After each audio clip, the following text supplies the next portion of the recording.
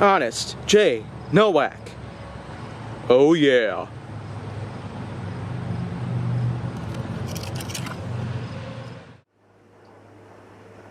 A pleasure to meet y'all at last, and welcome back to Honest J. Nowak.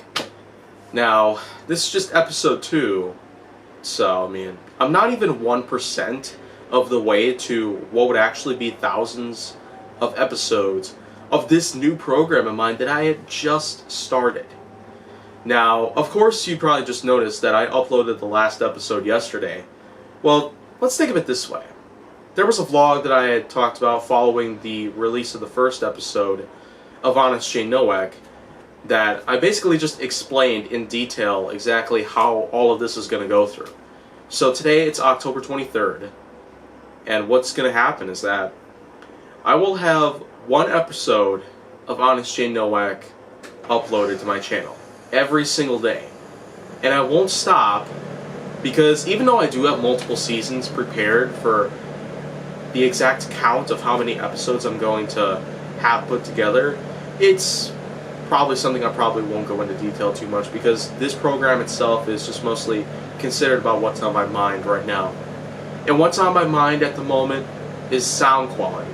Basically the sound quality that we usually get from watching some of the more recent films or listening to certain music from the latest albums that we figure out are out there on iTunes or Google Music. All that good stuff that we usually get as sources to really download our music on. And when I'm talking about sound quality, I'm basically just going into detail on how bad it has gotten. Because when you take a look at a lot of songs out there from at least 20 years ago, that quality is just superb. It sounds good. It sounds like it can really hook us into the rhythm that is being produced. But today, it's just a serious lack. A serious lack of good quality. It's just something out there that we can't really seem to figure out too much. It's just a mind blow that we seem to devolve ourselves based on how good of music we can make and how great of films we can also make. It's just a mind blow, the way I see it, that sound quality is something we are really lacking in nowadays. It's like we just don't even care. We just want to see how good the actual visual perspective happens to look upon us. Nowadays we're just more focusing on just having ourselves see what is on the screen based on what we can see versus what we can hear. It's just gotten that bad, to be honest. Because, let's put it this way, you got yourself a brand new song that just came out here in October 2019, then there's a song from 20 years ago, and then there's a song from even further back. Basically, a song that I'm going to point out that came from this year is one called All My Friends Are Falling in Love. And I can't really figure out the exact artist that is, but what I'm pointing at here is that the sound quality difference between something from today versus something from 20 years ago and something from 27 years ago. There's basically a song that comes out this year and it doesn't even sound good. It's like something went wrong in terms of, processing the song itself, exporting it and then just having a copy of it. It's just like a bad quality copy. It's just a big mystery exactly how quality just gets messed up that badly and how people out there can just really mess it up. It's just a wonder why people are even capable of doing something super good, but then all of a sudden that's just something they set aside. They just shove it out to the side, and then all of a sudden the sound quality just doesn't matter anymore. People just don't even care anymore. But, I would do everything it takes to get the good sound quality to come back in today's time. Because looking back at something from Fountains of Wayne, like, for example, from their album Utopia Parkway, that sound quality is just amazing. It sounds awesome.